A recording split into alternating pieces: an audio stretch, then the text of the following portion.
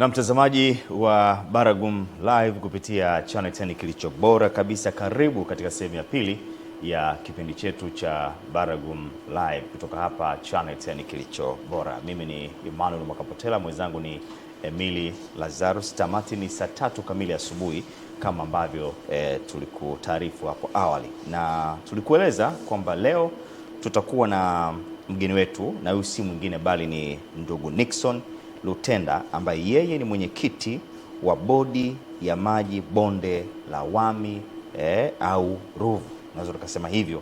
Na kama ambavyo nilikueleza hapo awali kwamba hili ni bonde muhimu sana katika mustakabali wa maisha yetu sisi binadamu, lakini pia katika kukuza uchumi pia, lakini pia katika shughuli mbalimbali za kibinadamu. Sasa tutapata nafasi leo kufahamu kwanza bodi ya maji ya bonde hili la Wami Ruvu ni bodi ya aina gani, lakini ina majukumu gani ndani yake. Lakini tutafahamu pia Wami Ruvu ni nini hasa. Tukisema Wami Ruvu tunamaanisha nini, kwa sababu unajua hili neno sio geni. Makaza tuko Wami wakati mwingine kwa hiyo kuna maeneo haya ambayo yamepewa majina, lakini leo tutafahamu nini maana yake na inajihusisha na nini hasa. Lakini tufahamu kwamba tunafanya kipindi hiki tukiwa tunaelekea ile wiki ya maji ambayo itaanza tarehe 16 hadi tarehe 22 ya mwezi huu wa 3, na tutapata nafasi pia ya kufahamu ni kwa namna gani bonde la Wami Ruvu itashiriki katika hii wiki ya maji. Nami nitumie nafasi hii kumkaribisha sana ndugu Nixon Lutenda, mwenyekiti wa bodi ya maji bonde la Wami au Ruvu. Karibu sana mwenyekiti. Asante sana, nashukuru sana. Ndio. Naam. Kwanza tuseme hongereni kwa majukumu ya kila siku. Asante, tunashukuru. Na nyinyi pia hongereni sana, maana mnafanya kazi kubwa ya kuelimisha jamii hasa ya Tanzania. Sawa sawa. Shukrani sana. Na kwa kwanza moja kwa moja, si vibaya tungeifahamu hii bodi ya maji bonde la Wami au Ruvu ni bodi ya aina gani, lakini pia imebeba majukumu gani katika hii bodi. Karibu. Asante sana. Kwanza jina la bodi yenyewe ni bodi ya maji bonde la Wami Ruvu. Sawa. Kwa hiyo kwa mujibu wa serikali yetu ya Jamhuri ya Muungano wa Tanzania kupitia sheria ya mwaka 2009 iliweza kutenga maeneo yale yote ambayo yanajumuisha katika kusaidia kupeleka maji kwenye maeneo husika kama bodi za mabonde. Kwa hiyo ile sheria iliruhusu kuwa na rasilimali za maji ambazo kupitia mabonde. Na Tanzania ina mabonde 9. Sasa leo tutaliongelea bonde hili ambalo mimi ni mwenyekiti wake, ambayo ni bonde la Wami Ruvu. Sasa bonde la Wami Ruvu ni nini? Bonde la Wami Ruvu ni bodi ambayo inasimamia mito miwili, mto wa Wami pamoja na Ruvu. Ndio maana inaitwa Wami Ruvu. Kwa hiyo kuna bodi nyingine inaitwa bodi ya mto Pangani, bodi ya Victoria. Lakini sisi bodi yetu ni Wami Ruvu. Na majukumu yetu hasa ni yapi? Majukumu yetu kwa mujibu wa sheria yamebainisha wazi. Kazi yetu ni kulinda vyanzo vya maji. Vyanzo vya maji kwa maana kwamba maji mpaka unaona yanaenda kwa mtumiaji, kuna watu ambao wanafanya kazi ya kulinda hivyo vyanzo vya maji. Kwa hiyo bodi yetu ndio jukumu lake la msingi la kwanza katika kuhakikisha kwanza ulinzi wa vyanzo vya maji unapatikana na kiasi kwamba maji yanafika kwa watumiaji. Naam. Na jambo lingine la pili ni kwamba ni mgawanyo sasa wa haya maji yatumikeje, kwa sababu si binadamu tu, kuna shughuli za kilimo, kuna shughuli za kiuchumi kama ulivyozungumza kwa maana ya viwandani, na kuna shughuli pia za mifugo kwa maana mifugo ya ng'ombe, lakini mifugo pia ya wanyamapori na viumbe vingine, viumbe hai. Kwa hiyo kazi yetu kubwa kuhakikisha kwamba kila mmoja anapata kiasi cha maji kinachohitajika. Kwa hiyo jukumu letu pia tuna ratibu maji gani yaende kwenye mamlaka husika na maji gani yabaki kwa ajili ya matumizi ya kilimo na maji gani yatatumika kwa ajili ya mifugo na shughuli za kiuchumi. Kwa hiyo ukiangalia bodi yetu hasa kazi yake kubwa ni kulinda vyanzo vya maji kwa mkoa wa Dar es Salaam, mkoa wa Pwani, mkoa wa Morogoro na sehemu ya Dodoma, kwa sababu ukiangalia Wami inachukua pia maji kutoka sehemu ya Dodoma. Lakini Ruvu inachukua maji eneo kubwa la Morogoro. Kwa hiyo majukumu yetu ni hayo, lakini vile vile kuhakikisha kwamba watumiaji wa maji hawatiririshi maji yenye sumu ili yasije yakaathiri walaji. Kwa hiyo kazi yetu kubwa pia ni kutoa vibali vya matumizi sahihi ya maji. na kutoa vibali ya namna bora ya utunzaji wa mazingira, kwa maana kwamba kama una maji ya sumu au maji taka yaendeje. Lakini jingine ni kwamba bodi yetu inafanya tafiti za maji. Kwa hiyo unaweza kuona kwamba ili kuweza kujua jamii yetu, kwa mfano jiji la Dar es Salaam lina wakazi zaidi ya milioni 6. Kwa hiyo sasa, je, maji wanahitaji kiasi gani na je tutayapata wapi? Kwa hiyo bodi yetu ndio tunao jukumu hilo, kuhakikisha kwamba maji yanapatikana kwa wakati Dar es Salaam, lakini vile vile kuna maji ya mabwawa, kuna maji ya mito, lakini bodi yetu inahusika pia na kuchimba visima ambavyo sisi hatumpelekee mlaji. Sisi tunampa DAWASA, tunamuuzia maji DAWASA. Kwa hiyo DAWASA yeye ndo anapeleka maji kwa mlaji, kwa maana ya mtumiaji. Sawa sawa. Lakini vile vile tunatoa kibali kwa matumizi ya maji viwandani. Kwa hiyo wale tunawapa maji moja kwa moja. Kwa hiyo sisi hatuhusiki moja kwa moja kwenye kuwapa wananchi maji, lakini sisi tunahusika kwenye vyanzo. Maji kiasi gani yaende DAWASA na maji kiasi gani yaende kwenye viwanda, kwenye kilimo pamoja na mifugo na viumbe vingine. Na hilo ndio jukumu letu la msingi. Lakini jingine pia kazi yetu kubwa ni kutoa elimu. Kwa hiyo sasa unajua utunzaji wa vyanzo vya maji si jukumu la bodi peke yake. Na ndio maana unakuta kuna mamlaka ndogo ndogo au kuna kamati kutoka kwenye ngazi ya vitongoji, ngazi ya vijiji, ngazi ya kata, ngazi ya wilaya na mpaka mkoa, vinavyotusaidia sisi kama bodi ya Wamiruvu katika kutunza hivi vyanzo vya maji, kwa sababu vyanzo vya maji hivi viko kwa wananchi kule. Unaweza kwenda milima ya Ngerengere kule unakutana na vyanzo vya maji. Sasa nani mwenye jukumu la kuvitunza, wakati sisi ofisi yetu iko Morogoro au iko Dar es Salaam au iko sehemu ya Dodoma? Kwa hiyo jukumu la kutunza, mtu wa kwanza kabisa ni mwananchi mwenyewe. Kwa hiyo tunahakikisha mwananchi anapata elimu sahihi ya utunzaji wa vyanzo vya maji. Kwa hiyo tunao wajibu wa kutoa elimu kwa wananchi, lakini vile vile kushirikiana na wadau mbalimbali, na ndio jukumu letu kubwa. Kwa hiyo wadau tunashirikiana nao kuhakikisha kwamba mwananchi haharibu vyanzo vya maji. Sasa chukua mfano, Morogoro ilikuwa na migogoro mingi sana ya wakulima na wafugaji, nakumbuka. Lakini hasa sehemu kubwa inayogombaniwa ni sehemu ile yenye vyanzo vya maji au maeneo yenye oevu, maeneo oevu yenye chepe. Kwa hiyo mkulima anataka akalime bustani pale, wakati mfugaji anataka akapeleke ng'ombe wake pale kwa ajili ya kuwanywesha. Sasa sisi jukumu letu kubwa ni kuhakikisha kwamba mgogoro huu hautakuwepo. Namna gani huyu mfugaji atapata maji sehemu sahihi? Ndio tunatengeneza zile water trough, kwa maana ya sehemu za kunyweshea mifugo sahihi. Lakini wakati huo namna gani huyu mkulima badala ya kufanya shughuli zake za bustani huku atoke mita kadhaa mbali na vyanzo vya maji. Sasa ili hii sehemu iwe salama, ndio huwa tunatoa pia incentive mbalimbali kama vile miradi midogo midogo kwa wananchi ya ufugaji nyuki, lakini vile vile kupanda miti ambayo ni rafiki kwa mazingira. Lakini sasa hivi pia tulikuwa na rasi wa mkoa wa Morogoro, tukashirikiana na wenzetu wa Zanzibar katika kuhakikisha kwamba zao la karafuu linakuja sehemu zile za Morogoro ambazo ndio vyanzo vikuu vya maji. Kwa hiyo mwananchi sasa atasema kwamba siendi kulima kwenye vyanzo vya maji kwa sababu amepanda mikarafuu yake. Na wajibu wetu sisi kama bodi pia kuwagawia miche hii ya mikarafuu na michikichi pamoja na majani ya chai kwa wananchi ili waweze kupanda kwenye vile vyanzo vya maji. Kwa hiyo sasa huyu mwananchi mwenyewe ataguswa, kwa maana kwamba atakuwa na uchungu, siwezi kupeleka mfugo au kwenda kulima kwa sababu kuna zao langu. Lakini wakati huo shughuli za kiuchumi hatuwezi tukamkataza. Tunatafuta njia mbadala, na njia moja hapo mbadala tumewapa mizinga. Tunatoa elimu kwa jamii, wenyewe wanabuni miradi. Kwa hiyo tunatoa mizinga ya ufugaji nyuki. Kwa hiyo hii mizinga ya ufugaji nyuki na yenyewe inaenda katika eneo chepe. Unajua nyuki naye anatumia maji katika kuzalisha asali.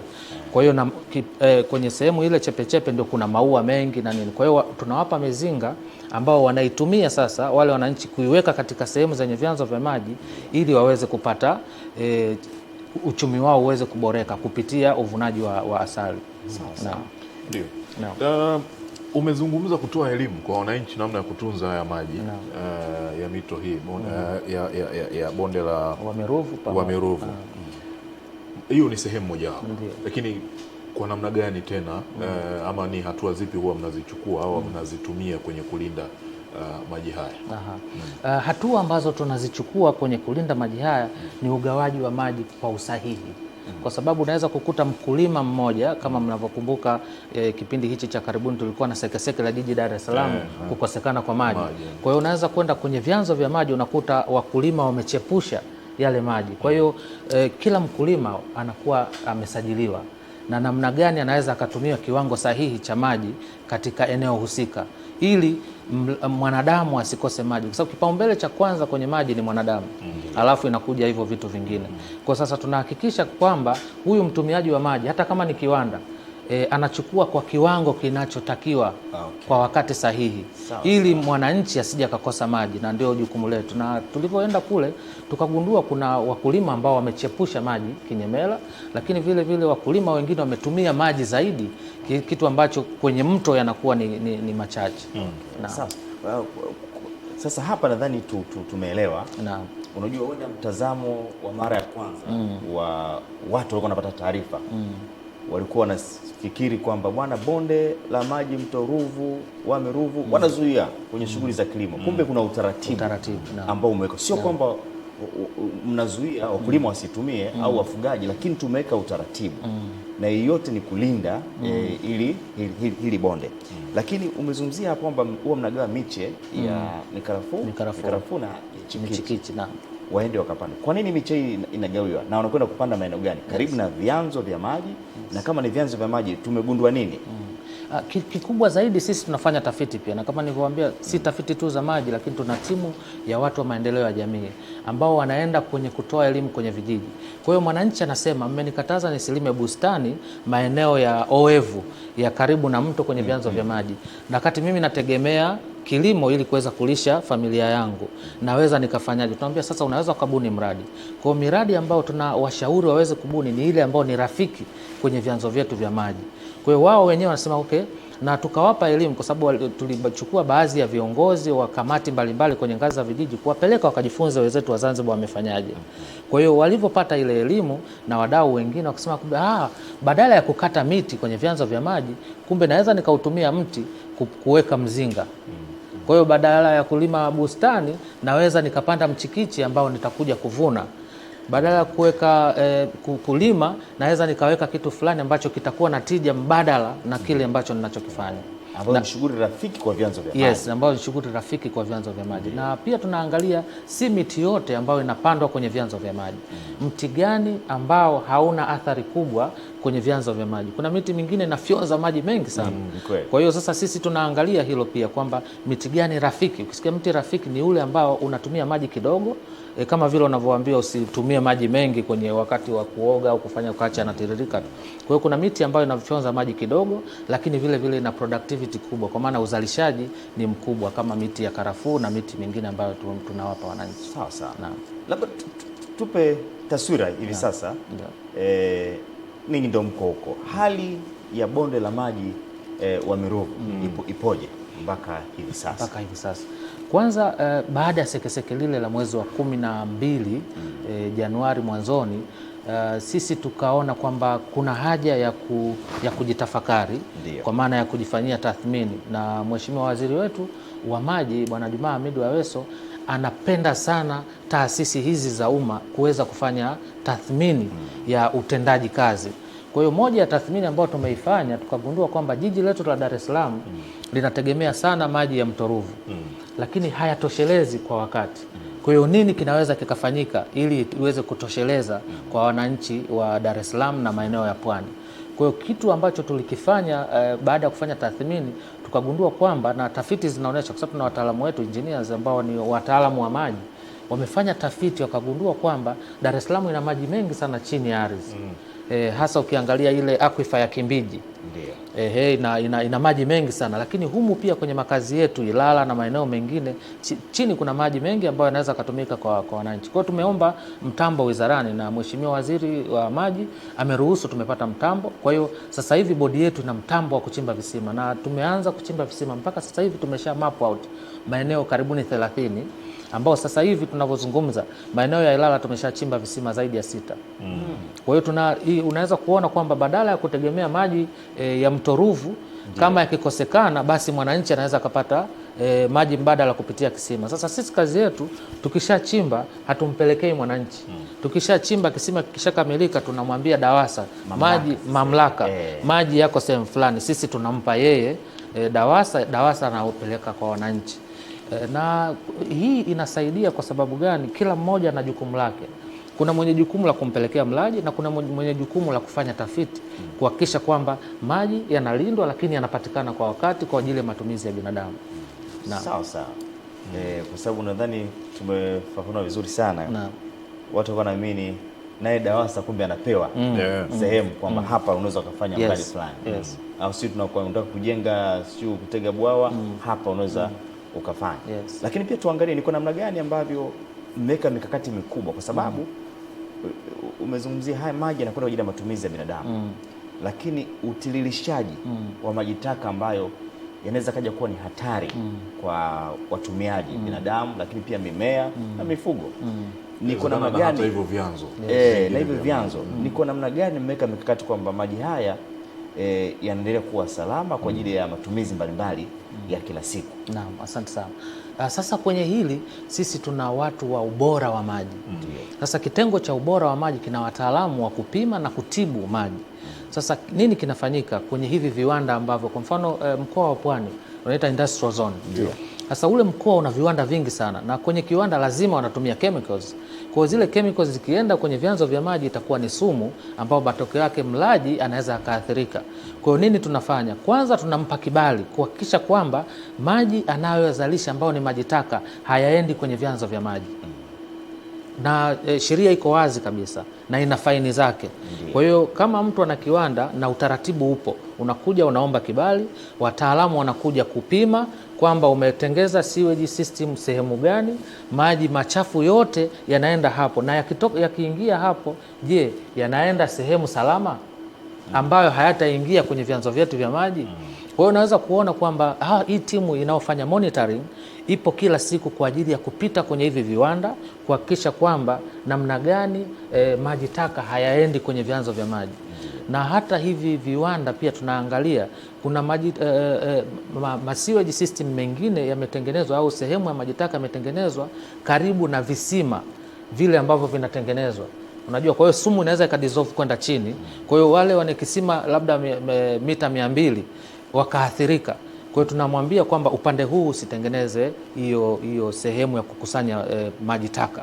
Kwa hiyo tengeneza upande ule. Kwa hiyo sisi pia tuna timu ya wataalamu ambao wanatoa ushauri kwamba kiwanda chako kiko hapa, lakini mfumo wa maji taka uelekee upande huu, kwa sababu huku kuna walaji ambao wamechimba kisima kwa ajili ya 1, 2, 3. Na yule mchimba kisima pia naye tunamueleza kwamba nataka kuchimba kisima, ndio maana tunatoa vibali. Unataka kuchimba kisima, tunasema wapi.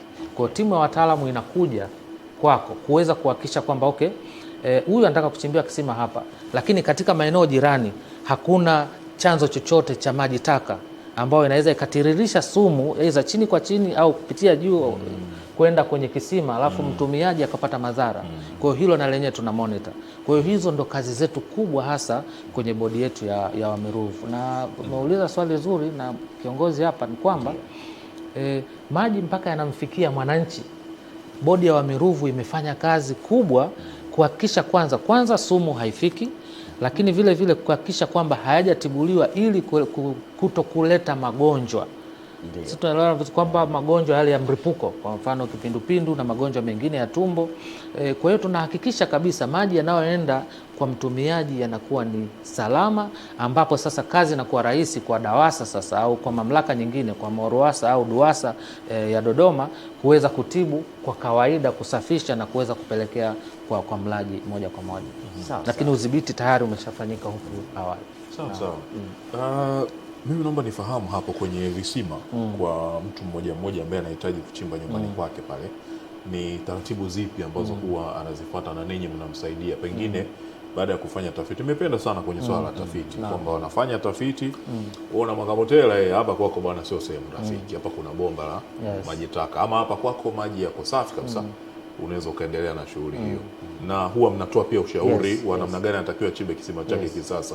Taratibu zipi anazifuata na ninyi mnamsaidiaje baa kufanikisha kisima sasa kianze kufanya kazi na anufaike yeye na familia yake. Japo kuna wengine huwa wanatoa pia na majirani waweze kunufaika. Anaandika kabisa pale kwamba maji haya chota bure. Na hapo tumeona hizo jamii. Kuna watu wengine ambao wanaona kabisa kwa sababu kwenye chanzo cha maji pale nimesema nisiende na chimba kisima ili kinyume cha sheria na utaratibu. Na chimba kisima karibu na pale pale ili maji ni yapate kwa urahisi. Sasa hapo tunakumbuka vizuri kwamba Mwalimu Nyerere aliwahi kusema kabisa kwamba tukienda nchi ikienda bila utaratibu na sheria itakuwa ni vurugu. Na Rais wa awamu ya 6 Dr. Samia Suluhu Hassan anasisitiza hilo kwamba watu wafuate taratibu, kanuni na sheria. Sasa sisi kama bodi ya Wameruvu, ili huyu mtu aweze kuchimba kisima kama ulivyosema, ni kwamba tuna fomu maalum. Anaenda, tuna ofisi kila mkoa na tuna ofisi kila maeneo. Kwa hiyo anaenda kuomba, analeta ombi lake kwamba mimi niko sehemu fulani, nyumba fulani. Unajua sasa hivi makazi yamerasimishwa, kila mtaa unajulikana. Kwa hiyo kuna fomu maalum ambayo unapewa. Unataka kuchimba kisima, unajikomiti wewe mwenyewe, kisima chenye uwezo wa kuzalisha maji lita ngapi kwa saa, labda lita 2000 kwa lisaa au lita 1000 kwa lisaa au kwa nusu saa au kwa sekunde. Kwa hiyo sasa sisi tuna timu ya wataalamu wa hidrolojia, wataalamu wa maji chini ya ardhi. Tunawapa jukumu hilo kuja kufanya assessment katika eneo lako. Kwa hiyo wakishafanya assessment, kujiridhisha kwamba kwenye eneo lako hakuna madhara, kwa sababu inawezekana wewe unataka maji mengi zaidi na kuna mtu alipewa kibali nyumba ya 3 au ya 4 amechimba kisima, ana maji na pale ile aquifer, kwa maana mkondo wa maji ni mdogo, hauna uwezo wa kuzalisha maji mengi. Timu yetu inaweza kaja kukushauri kwamba kulingana na eneo uliopo, maji haya huwezi ukayapata, kwa sababu pale kuna kisima, ukichimba hapa ukichimba pale, unajua chini watu mota zile zinaweza zikazidiana katika ufyonzaji wa maji. Yule akaanza tena kulalamika kwamba maji sasa hivi sipati, huyu anapata mengi. Kwa hiyo wataalamu wetu wanavyo vifaa ambavyo wanapima, wanasema okay, kwa hapa unaweza ukachimba hapa na ukapata maji kwa kiasi hichi, na unaweza ukapampu ukawa na uhakika kabisa. Hapa unaweza ukachimba lakini maji haya yatakuwa ni ya chumvi. Kwa hiyo sasa ukikubalika kwamba maji haya yatakuwa ni mazuri kwa matumizi ya binadamu, kwa maana maji mengine unaweza ukachimba. Tuna kisima kimoja tumechimba Ilala, kinaonekana si maji mazuri kwa matumizi ya binadamu. Kwa hiyo kile tunabidi tukizuie. Kwa hiyo maji yale pia yanapimwa. Lakini mmempa taarifa pia mhusika? Yes, mhusika pia amepewa taarifa. Kwa hiyo yanapimwa, unaambiwa kabisa hapo unaweza kupata maji na ni salama. Kwa hiyo basi unajaza ile form, kuna fee ambayo unalipia kwa mujibu wa sheria kupitia control number, basi unalipa na unaruhusiwa kuchimba. Na sisi kwa sababu tuna mtambo, unaweza ukachangia gharama tukakuchimbia, maana ndio fursa hiyo. Serikali yetu sasa hivi inajiendesha kwa utaratibu. Kwa hiyo unaweza kupata mtambo ambao tofauti na private kule, ukaja kwetu kwenye bodi ya Wameruvu tukachimba kwa gharama nafuu zaidi. Kwa hiyo mwenyekiti, kwa maana hiyo si sawa kuchimba kisima bila kuwapa taarifa nyingi katika maeneo ya Dar es Salaam, mkoa wa Pwani, Morogoro pamoja na sehemu ya Dodoma. Haijalishi kwamba upo karibu na bonde la Wameruvu. Kwa sababu tunaweza kusema mimi mbona niko mbali, niko huku Mkuranga. Kwa lazima nipate kibali kutoka kwenu, ambapo nyinyi mtanishauri na mtaniruhusu kufanyaje kuchimba. Kwa ni kosa kisheria kuchimba kisima bila mwenye kutoa taarifa kwenu. Ni kosa kisheria. Na ukishachimba pia tunayapima hayo maji kukuruhusu kwamba maji haya ni mazuri kwa matumizi ya kibinadamu. Sawa. Hiyo nimeipenda kwamba sio tu kutoa kibali lakini pia mnapima maji kwamba sasa ni mazuri kwa ajili ya mtumiaji, sio tu kibali mndoka watu wamechimba wanaendelea jamani mbona maji hapana. Hiyo ni namna pia ya kushughulika na kujali wananchi wa Tanzania. Swala sio kupata tu maji lakini maji haya ambayo tunayapata ni safi na salama kwa ajili ya matumizi ya binadamu. Hiyo ni nzuri zaidi na ni jambo muhimu sana la kuzingatia. Tuangalie pia kuna huu mradi mkubwa wa bwawa la Kidunda ambao upo katika mwendelezo wa ujenzi na kwa namna ambavyo tunaambiwa utasaidia sana kwa kiasi kikubwa, labda kwa sababu ninyi wataalamu, na umeeleza vizuri sana hapo kwamba ninyi ndio mnaweza mkagundua kwamba hapa panafaa katika ujenzi wa bwawa na mamlaka kama DAWASA zikaja pale kwa ajili ya kuendeleza miundombinu. Ni kwa namna gani hili bwawa la Kidunda litaweza kusaidia kutatua changamoto ya maji katika jiji la Dar es Salaam?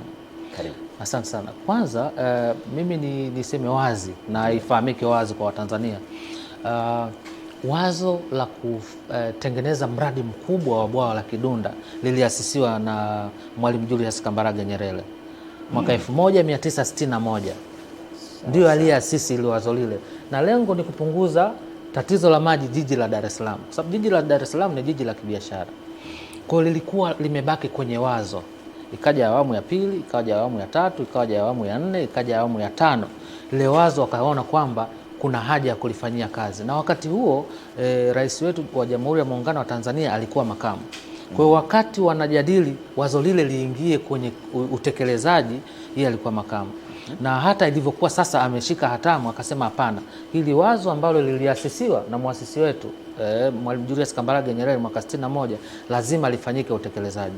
Kwa hiyo akaamrisha mamlaka husika kwa maana ya Treasury Office na kuweza kutoa kiasi cha fedha zaidi ya bilioni 330 kuweza kutengeneza mradi mkubwa wa kihistoria, kwa sababu bwawa lile ni kubwa, bwawa ambalo lina uwezo wa kuhifadhi maji zaidi ya cubic mita bilioni 190. Ni bwawa kubwa sana. Na lengo gani hasa linatakiwa lifanyike pale kwenye bwawa la Kidunda? Kwa hiyo lita bilioni 190 si maji yote yatatumika kwa matumizi ya binadamu, ni maji mengi sana. Kwa mfano jiji la Dar es Salaam linahitaji tu cubic mita milioni 550 hivi kwa matumizi ya jiji la Dar es Salaam, lakini 550 na kile jiji lina uwezo wa kuhifadhi maji lita bilioni 190. Mengi sana. Yes. Sasa lile bwawa ndio litakuwa mkombozi. Unaona hii shike ambayo kwanza tumpongeze Mheshimiwa Waziri wa Maji Juma Hamidu Aweso kwa kuyabeba maono ya Mheshimiwa Rais Dr. Samia Suluhu Hassan, kwa sababu Mheshimiwa Rais ndoto yake ni kumtua mama ndoo kichwani. Sasa ndoto yake ameipeleka kwenye Wizara ya Maji, na Wizara ya Maji Mheshimiwa Waziri ameichukua hili wazo, amelileta kwenye taasisi zake. Miongoni mwa taasisi zilizopewa hili wazo ni bodi yetu ya Wameruvu kwa kushirikiana na DAWASA, kwamba tusimamie, tuhakikishe mradi huu unazalisha maji kwa kiwango kikubwa, lakini maji yale yameonekana yatakuwa ni mengi, hayatatumika peke yake kwa matumizi ya binadamu na kilimo, kumbe tunaweza tukazalisha umeme. Kwa hiyo kwenye maji yale ya bwawa la Kidunda tutaweza kuzalisha umeme zaidi ya megawati 20. Kwa hiyo sasa tunazungumza kwamba tatizo la uhaba wa maji jiji la Dar es Salaam, mradi ukikamilika, litakuwa limekwisha. Na kama unavyoona sasa hivi wizara yetu na maelekezo ya Mheshimiwa Rais ni kuhakikisha kwamba tunakuwa na mtandao wa maji wa kitaifa. Wanaita kuwa na gridi ya maji ya kitaifa. Kwa hiyo unaweza kuona bwawa lile na lenyewe litaingia kwenye mkakati huo, na sisi tunahakikisha kwamba vyanzo, sasa unaweza kuwa na bwawa lakini vyanzo vinavyotiririsha maji vimeathirika. Kwa sisi kazi yetu kubwa sasa ni kwenda kutoa elimu maeneo yale ya ngerengere kwa wadau na watu katika vijiji na vitongoji, kushirikisha wakuu wa mikoa hii mitatu, mkoa wa Dar es Salaam, mkoa wa Pwani pamoja na mkoa wa Morogoro. Na uzuri tumeshirikiana nao vizuri sana. Ile kamati ya ulinzi na usalama tunashirikiana nayo kuhakikisha kwamba vyanzo vile vya maji vinavyotakiwa kupeleka maji kwenye bwawa lile la Kidunda vitiririshe maji baada ya mradi kukamilika kwa wastani unaotakiwa, ili visije vikaathiri, kwa sababu bwawa lipo kubwa alafu vyanzo vimeharibika. Matokeo yake ni nini? Serikali imeinvest zaidi ya bilioni 330, ni hasara kubwa. Wakati huo mwananchi wa Dar es Salaam tunamnyima fursa ya kuweza kupata maji akaenda kuzalisha. Na ndio maana sasa hapa unakuja kwamba maji, swala la maji ni usalama wa taifa. Kwa maana kwamba ukiwa na maji ambayo himilivu kwa kila mtu, basi nchi itakuwa imetulia. Na jiji letu litatulia baada ya mradi ule. Mimi nasema mradi ule wa Kidunda ukishakamilika, jiji letu la Dar es Salaam kila mmoja atakuwa na uwezo wa kuoga mara 3 kwa siku. Yani huogi kwa zamu, yani kwamba nani yuko huko basi mimi nitaoga jioni. Utakuwa unaoga mara 3 kwa siku. Unaoga, unafunga unatulia maji bwana, usijue vizuri. Na ni moja jambo ambalo wakati mradi huu unatangazwa sisi kama wana Baragumu tulijiuliza pia na tunashukuru sana umeweza kulijibu hilo swali kwamba kujenga bwawa ni jambo lingine, lakini kulifanya bwawa hili lipate maji sio pale lilipojengwa. Pale tu limefanyika utafiti kwamba inaweza tukatega hapa, lakini vyanzo vya maji ambayo italeta katika bwawa hili viko pembezoni. Ni kwa namna gani tutavilinda? Ndio swali ambalo tunajiuliza sisi. Na bahati nzuri mwenyekiti, tunashukuru sana kwa kuweza kulijibu. Tarehe 16 mpaka tarehe 22 ni wiki ya maji na tunafahamu umuhimu wa wiki hii. Ni kwa namna gani bonde la maji mto Wami Ruvu mtashiriki katika wiki ya maji, lakini pia na ninyi mmepanga kufanya nini sana hasa katika hii wiki ya maji? Karibu. Asante sana. Kwanza sisi tunashukuru kupewa heshima hii kama taifa, kutuamini bodi ya Wami Ruvu kupewa heshima ya kuhosti mkutano mikubwa ya wiki ya maji kitaifa. Itafanyika pale Morogoro ambako ndio ofisi za bodi ya maji bonde la Wami Ruvu zilipo. Kwa hiyo shughuli hii mwenyeji ni bodi yetu ya Wami Ruvu. Kwa hiyo shughuli iko nyumbani. Shughuli imepata mwenye shughuli. Na niseme tu itakuwa ni shughuli ambayo ina ubunifu wa kipekee na tutawaalika muweze kufika ili tuweze kusaidiana kuelimisha, kwa sababu sisi tunataka tutumie wiki hii ya maji kama fursa kuhakikisha kwamba mwananchi anapata elimu sahihi ya namna ya kutunza vyanzo vya maji, lakini matumizi sahihi ya maji, lakini vile vile na namna ya kutumia maji kuimarisha uchumi wake katika ngazi ya familia na uchumi ambao utamfanya yeye aweze kusomesha, yeye mwenyewe aweze kuendelea na kufanya mambo mengine. Kwa hiyo tutatumia kipindi hichi cha wiki nzima kama fursa ya kutoa elimu kwa jamii, lakini kuonesha pia kazi zetu za bodi. Kwa hiyo kazi zetu za bodi zinafahamika, tunataka zifahamike zaidi, watu wajue kwamba tuna wataalamu na tuna vifaa na tuna uwezo wa kusaidia au kufanya kazi sehemu yoyote ndani ya mikoa hii minne ambayo bodi yetu inafanya kazi. Mwenyekiti, tunaiadhimishaje hii wiki? Lakini pia wadau ni akina nani? Yes, wadau tunavyosema wadau, kwanza taasisi zote za serikali ni wadau kwa maana ya serikali kwa ujumla, lakini vile vile wananchi ni wadau namba moja kwa sababu kwenye utunzaji wa vyanzo vya maji mdau namba moja ni mwananchi. Yeye ndio anakaa na chanzo kule. Kwa hiyo huyo ni namba moja, lakini na taasisi zote za serikali ni wadau, lakini vile vile tumealika hizi private sector kwa sababu utunzaji wa vyanzo vya maji haitegemei serikali peke yake. Tunategemea tushikane mkono, ule umoja kama vile wanavyofanya Sisimizi, wanavyofanya Mchwa, kwa kushikana au Cheni, lazima tushikane. Kwa hiyo private sector na serikali tukishirikiana tunaweza tukasaidia kwenye utunzaji wa vyanzo hivi vya maji. Na tumeingia mikataba mizuri na IUCN katika kutunza vyanzo vya maji. Unaweza kuona shirika la kimataifa linaamua kufanya kazi na taasisi ya serikali kwa sababu tumeaminika. Lakini vile vile kuna viwanda, baadhi ya wamiliki wa viwanda wameonyesha nia ya dhati, mabenki yetu kwa sababu mabenki yetu sasa, kwa maana benki za serikali za umma na benki za private, wameona kwamba ni sehemu muhimu ya kuja kutoa elimu, kwa sababu mwananchi akiimarika vizuri kiuchumi ndio ataweza kwenda kuhifadhi fedha. Kwa hiyo wameona kwamba wasikae wakisubiri fedha wakati mwananchi huyu hana fedha, kwa sababu shughuli za kiuchumi zimeathiriwa kwa sababu maji hakuna. Kwa hiyo sasa tunashikana mkono, taasisi za kibenki na taasisi nyingine, wote tunashirikiana katika kutoa elimu ya utunzaji wa vyanzo vya maji na kuhakikisha maji yanapatikana ili uchumi wa kila mmoja uweze kuimarika, hatimaye taifa letu liwe na uchumi. Kwa hiyo kutakuwa na mambo mazito pale na shughuli mbalimbali zitafanyika. Ndio.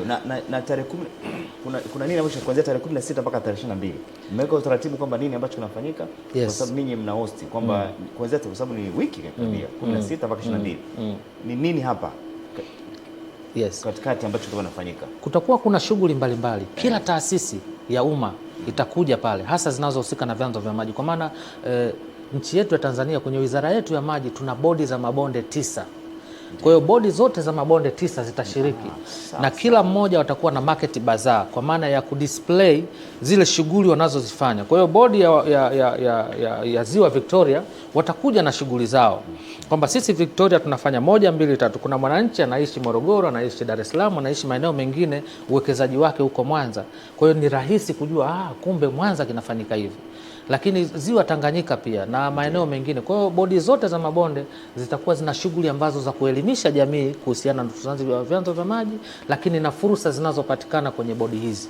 Fursa moja hapo ni kama hizi za uchimbaji wa visima na utoaji wa elimu, lakini miradi midogo midogo kama ufugaji nyuki, lakini vile vile na ile miradi ya kutengeneza manywesheo ya ng'ombe, wanaita water trough zile kwa ajili ya mifugo kuweza kupata chakula na shughuli mbalimbali ambazo tutazionyesha. Lakini wizara pia kwa maana ya ndio mama mlezi wa bodi hizi pia itakuja pale katika bodi yetu kuweza katika maeneo yale kuweza kuonesha shughuli na mipango mkakati. Kwa hiyo tutakuwa na namna tutakavyoonyesha. Pia Mheshimiwa Waziri nadhani na taarifa kwamba yuko kwenye ziara maalum China ya kujifunza na timu yake. Kwa hiyo sasa itakuwa ni sehemu sahihi sasa kuonesha kwamba tunavyozungumza kuwa na gridi ya taifa ya maji tunamaanisha nini. Kwa hiyo itakuwa ni sehemu pia pekee au fursa kwa wananchi kuweza kujua kwamba gridi ya taifa ya maji tunamaanisha kitu hichi ambacho kitakuja kuwa mkombozi kwa Watanzania wote kila maeneo kuweza kupata maji yenye uhakika. Yanafanyika Morogoro. Viwanja vipi? Viwanja vya tumbaku. Sawa. Na sasa tunapoelekea kuhitimisha, mwenyekiti, unatoa wito gani kwa wadau, mtazamaji na Watanzania kwa ujumla ambao wanakutazama hivi sasa? Karibu. Asante sana. Wito wa kwanza ninaotoa sisi kama bodi ya Wameruvu, nasema tu kwamba serikali imeinvest pesa nyingi kwenye kusambaza maji kutoka vijijini pamoja na mijini, na tukiangalia tuna matenki makubwa sana ambayo yamejengwa. Yale matenki makubwa ambayo yamejenga ni mkombozi kwa mwananchi. Sasa yanaweza yakawa matenki matupu kama sisi bodi ya Wameruvu na wananchi tusiposhirikiana kutunza hivi vyanzo vya maji ili tenki liweze kupata maji. Kwa hiyo tusiposhirikiana kutunza hivi vyanzo, yale matenki yatakuwa matenki kama makazi ya popo na wadudu wengine, kwa maana kwamba yatakosa maji. Kwa hiyo ili tuweze kufanikiwa lazima tuweze kushirikiana, lakini vile vile bodi yetu inaendelea kutoa elimu kwa wananchi dhidi ya utunzaji wa vyanzo vya maji. Lakini na tafiti ambazo tunazifanya, tunakaribisha wadau mbalimbali kuja kuchukua taarifa au takwimu za tafiti yetu, wapi kuna maji sahihi, wanaweza wakatumia kwa kiasi gani kwa kufuata utaratibu ili kuweza kuhakikisha kwamba mwananchi anapata kile ambacho tumekusudia. Sawa. Mimi ni kushukuru sana kwa maelezo haya, na imekuwa ni elimu nzuri sana kwetu sisi na mtazamaji wa Baragum Live kwa siku ya leo. Unajua duniani kuna vitu vingi sana vinavyoonekana, visivyoonekana, na kuna vingine vimiminika, lakini kitu pekee ambacho kilipewa thamani maji ni uhai. Yes. Sisi nilipata yani kililinganishwa na maisha fulani kwamba maji ni uhai. Sio ni uhai kwa mimea na wanyama na binadamu.